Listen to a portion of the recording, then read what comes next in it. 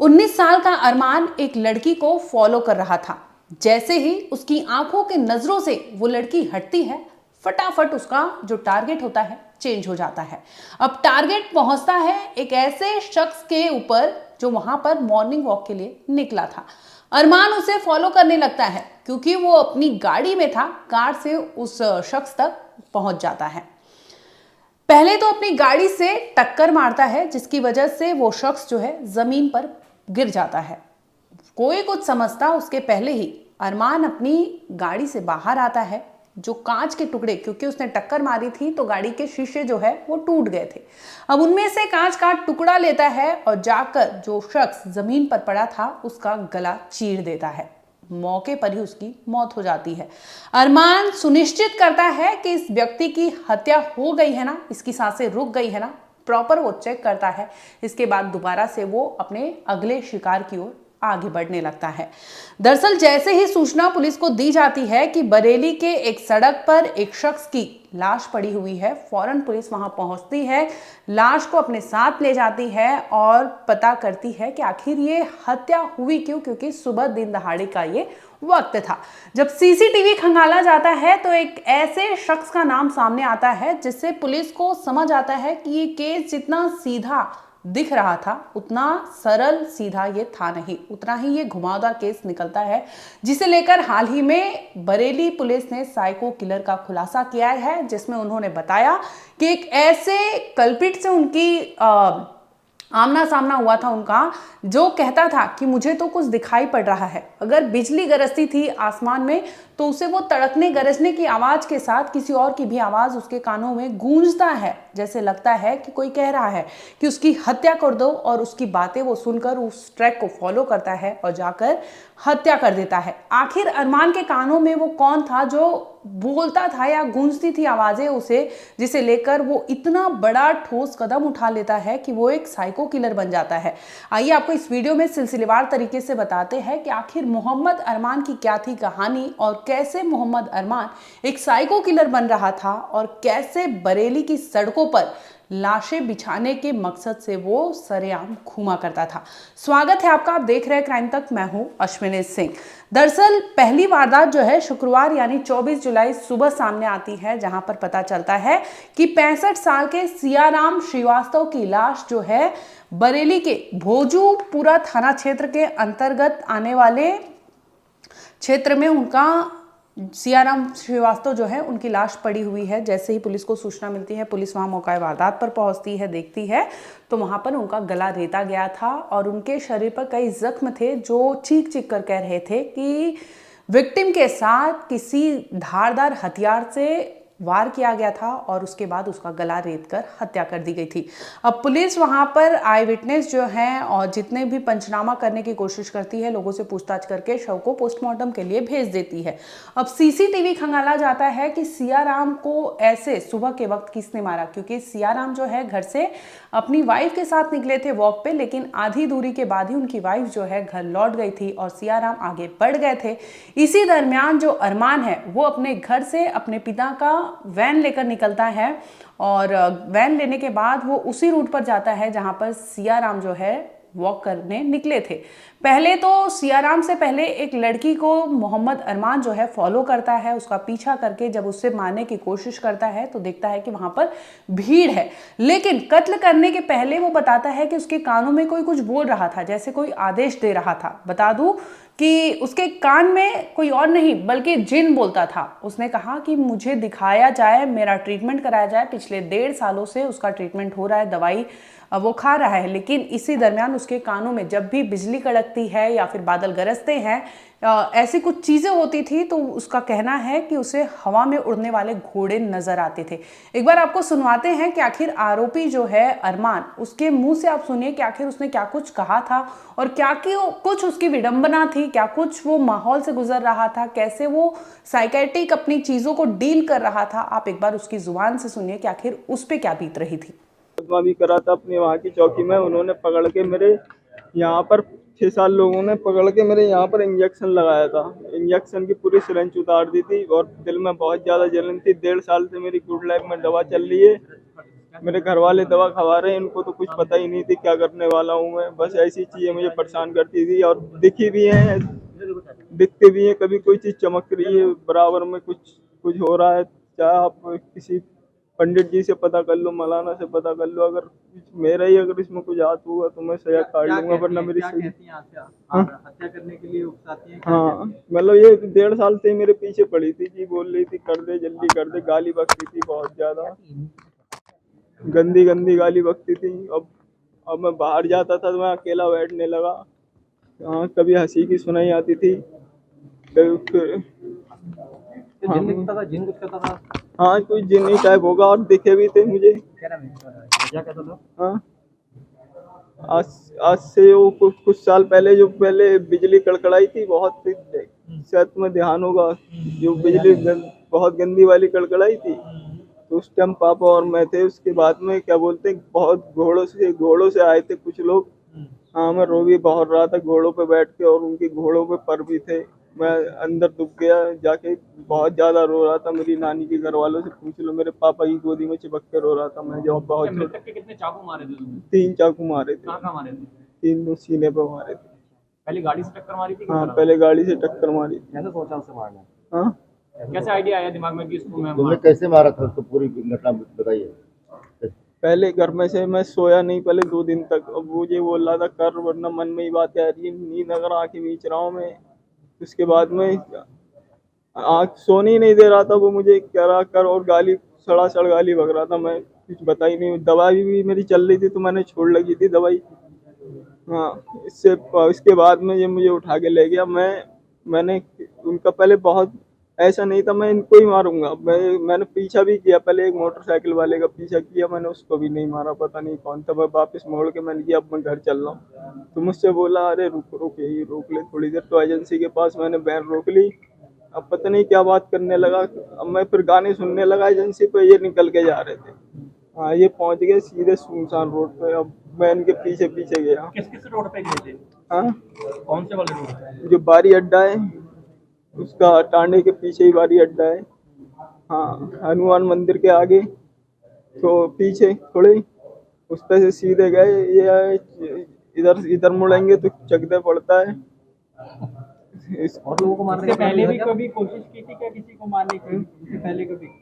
हाँ, मारा है मैंने, मतलब मारा नहीं है, ऐसा लगा मुझे जैसे सौराब का मर्डर हुआ था। मैं तुम्हें बताऊं, आज से 2 साल पहले, वो 1 साल पहले सौराब मुस्लिम है धौरे के, तो उस वो क्या बोलते हैं, उनका मर्डर हुआ। उसके बाद में 15 दिन बाद, तो वो तो मुझे नहीं पता, कि बस इतनी पता चल गई कि वहाँ मर्डर हुआ। आपने अभी सुना कि मोहम्मद अरमान ने अपने साथ हुई व्यथा के बारे में बताया, जिसमें वो कहते नजर आता है कि उसके कान में जिन बोलता था, और जिन जैसे ही बोलता था ये उस आदेश को फॉलो करने लगता था, और यही करते करते वो लोगों को मारने के मकसद से अपने घर से निकलता था। और इसी कड़ी में उसने सियाराम श्रीवास्तव की हत्या कर दी थी, जो एक परचून के व्यापारी थे। और इसी दरमियान जब केस चलता है तो पता चलता है कि ये कत्ल कोई और नहीं बल्कि 19 साल का अरमान जो है उसने इस कत्ल को अंजाम दिया था। इस पूरे मामले पर पुलिस ने क्या कहा वो सुन लीजिए। देखिए, प्रकरण थाना भोजीपुरा से संबंधित है, जहां धौरा टांडा कस्बे के निवासी सियाराम का शव दिनांक 24/7/2026 को प्रातः लगभग 6 बजे ये मॉर्निंग वॉक पे निकले थे। इनका शव जो है बीबीआपी रोड पे धौरा टांडा से लगभग 1.5 किलोमीटर दूर सड़क पे ही पड़ा मिला था। शव को जब एनालिसिस किया तो शव का प्रथम दृष्टया उसके गले और सीने और सर में चोट के निशान थे। शव को कब्जे में लेकर पंचायतनामा पोस्टमार्टम की कार्रवाई कराई गई थी तथा इसमें मृतक के पुत्र सुरेश की लिखित तहरीर पर 3 पड़ोसी लाला राम आदि को नामजद करते हुए हत्या का अभियोग दर्ज किया गया था। और इसमें प्राथमिक रूप से जब इन तीनों को पूछताछ के क्रम में लाया गया तो ये सब अपने घर पे मिले, और पूछताछ के क्रम में प्रथम दृष्टया इनका संलिप्तता नहीं पाई गई। तो इसमें एसओजी तथा थाना स्तर की टीमों को लगाया गया अनावरण के लिए, और सम्यक विवेचनोपरांत एक ओमनी वैन इसमें प्रकाश में आई, जो मृतक का पीछा करते हुए एक सीसीटीवी कैमरे में दिख रही थी। और उस ओमनी वैन को जब वापस बैक ट्रैक किया हम लोगों ने, तो वापसी में उसका शीशा टूटा हुआ था फ्रंट का। तो इसमें डेवलप करके फिर जब गहनता से विवेचना की तो एक अभियुक्त का नाम प्रकाश में आया, जिसका नाम अरमान पुत्र इम्तियाज है, जो कि 19 वर्षीय है और नशे का आदी है। इस अभियुक्त को गिरफ्तार करके गहराई से पूछताछ करने पर उसने घटना का इकबाल किया और इसके पिता ने इसके साक्ष्य छिपाने में इसकी मदद की है, तो उनको भी गिरफ्तार किया गया साक्ष्य छिपाने के आरोप में। और इनसे दोनों ही अभियुक्त गण से पोजीशन में ओमनी वैन सफ़ेद रंग की ये बरामद हुई है, आला कत्ले छुरी, एक आधार कार्ड मृतक का, एक मोबाइल फ़ोन सैमसंग का जो कि मृतक का था, कांच के टूटे हुए टुकड़े जो कि गाड़ी के कांच के टूटे हुए टुकड़े थे जो मौके पे मिले हैं, और कुछ इसने जो छिपाया था उन दोनों का मिलान कराया जाएगा भविष्य में। एक सफ़ेद गमछा, एक क्रीम कलर की शर्ट खूनालूदा जो कि मृतक के सफ़ेद गमछे के साथ ही लगती हुई इसने अपनी शर्ट छिपा के रख दी थी, वो बरामद हुई है। तथा साथ ही साथ एक 580 रुपये नगद धनराशि हुई है। मृतक के पास इसने 1200 रुपये जो है निकाल लिए थे मृत्यु होने के बाद, उसमें से 580 रुपये की धनराशि भी बरामद हुई है। इन समस्त साक्ष्यों को इन दोनों अभियुक्तगण के साथ आज पर्याप्त सबूतों के साथ माननीय न्यायालय के परीक्षा में भेजा जा रहा है। इनके विरुद्ध आवश्यक विधिक कार्रवाई संपादित की जाएगी। मानसिक तौर पर बीमार थे, क्या कुछ दवाएं भी ले रहे थे? देखिए, अभी तक की विवेचना से ये सूखे नशे का आदी बताया गया है और इसके इलाज भी मानसिक रूप से चल रहा था इसका, और वो उन्माद की स्थिति इसकी पिता ने स्वीकार किया कि कभी भी उन्माद की स्थिति आती है तो किसी को भी पीट देता है, किसी के साथ भी कोई घटना कारित कर देता है। इस टाइप की चीज़ें आई हैं निकल के, और इसमें अभी गहनता से विवेचना जारी है। अभी तक के सबूतों के आधार पर इनको पर्याप्त सबूतों को एक जगह करके माननीय न्यायालय के परीक्षा में भेजा जाए। देखिए, इनसे गहनता से पूछताछ के क्रम में हेलुसिनेशन की कोई स्थिति निकल के आई है, तो अब जो भी स्थिति आती है आगे उस पर गहनता से विवेचना की जाएगी। इसने जुर्म कबूल किया है तथा इलेक्ट्रॉनिक साक्ष्य हमारे पास पूरे हैं और पोजीशन में जो भी वस्तुएं गई थी वो सब इनसे बरामद हुई हैं। इनको पर्याप्त सबूतों के साथ माननीय न्यायालय के परीक्षा में भेजा जाता है। अभियुक्त का कोई रिकॉर्ड है क्या? Criminal record? ये पहला क्रिमिनल रिकॉर्ड है इसका, और इसमें 4/25 की बढ़ोतरी की गई है क्योंकि एक नाजायज चाकू भी बरामद हुआ है। आवश्यक विधिक कार्रवाई हेतु माननीय न्यायालय में प्रेषित किया जाएगा। इसको मारने का उद्देश्य ये नशे का सूखे नशे का आदी है और इसने जैसा पहले ही बताया 1200 रुपये निकाले थे जिसमें से काफ़ी खर्च कर दिया, तो ये नशे के प्रयुक्त करने के लिए इसने अपराध कारित किया है। कोई उससे आत्मा वगैरह कोई जिन वगैरह आकर कहता था? देखिए, ये इस स्टेज पे कुछ नहीं कहा जा सकता। विवेचना अभी प्रचलित है और डॉक्टर से बयान लिया जाएगा इसमें और डिटेल में और इन्वेस्टिगेशन की जाएगी। फिलहाल एक ये सनसनीखेज घटना थी और कस्बे का ही अभियुक्त है, और ये कस्बे के ही एक ये किराना के दुकानदार थे और इनकी दुखद घटना एक कारित की है।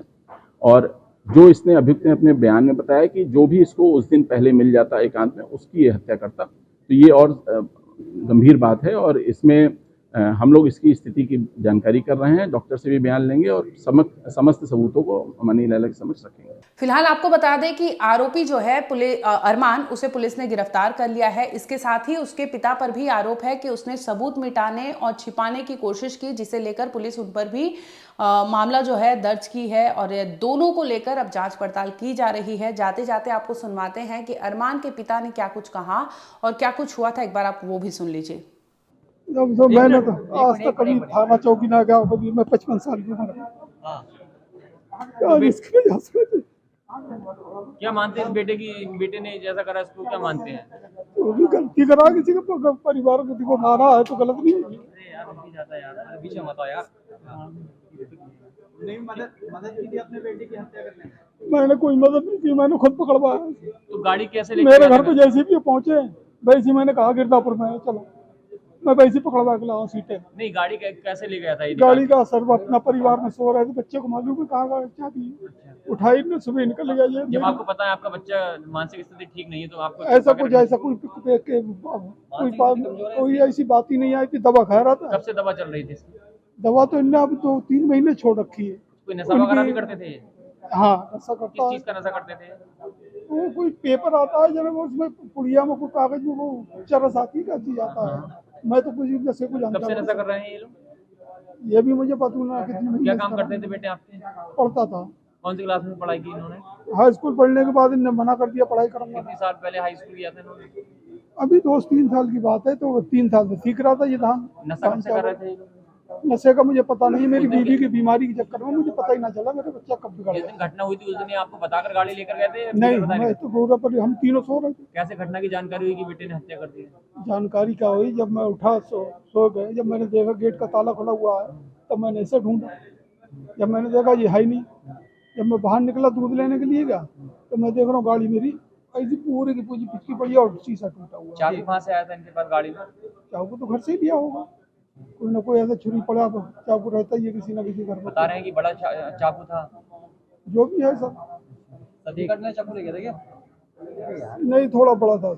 तो इस तरह से एक साइको किलर ने एक ऐसी हत्या को अंजाम दिया जो वो करना ही नहीं चाहता था। एक ब्लाइंड मर्डर केस को सुलझाते सुलझाते पुलिस एक ऐसे साइको किलर तक पहुंचती है जो खुद सवालों के घेरे में आ जाता है, और जब वो अपनी जुबान से कहानी बताता है तो पुलिस भी सोचने पर मजबूर हो जाती है कि किस शख्स से उनका पाला पड़ा है, किस प्रवृत्ति का ये आरोपी है, इसका दिमाग क्या है। क्योंकि मेंटल जो है वो स्टेबल, अभी तक जो बातों से लग रहा है वो मेंटल स्टेबल नहीं बताया जा रहा है। फिलहाल आपको बता दें, इस केस को लेकर हर पहलू से पुलिस जांच पड़ताल की जा रही है, और मेंटल स्टेटस क्या है आरोपी का उस पर भी अब पुलिस मेडिकल जो है जांच करेगी।